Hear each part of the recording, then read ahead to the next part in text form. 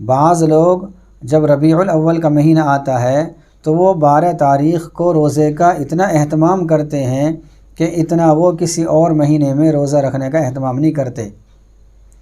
اور وجہ یہ بتاتے ہیں کہ چونکہ آپ صلی اللہ علیہ وسلم اس تاریخ میں دنیا میں تشریف لائے تھے، اس لیے ہم یہ روزہ رکھ رہے ہیں۔ تو گویا کہ وہ اس کو ضروری سمجھتے ہیں۔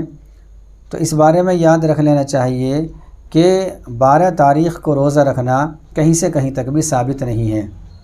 نہ آپ صلی اللہ علیہ وسلم سے، اور نہ ہی صحابہ کرام سے، اور نہ ہی بعد کے علماء کرام سے ثابت ہے۔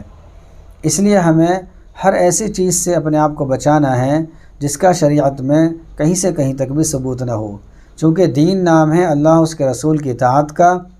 نہ کہ اپنی منمانی کا۔ اس لیے ہم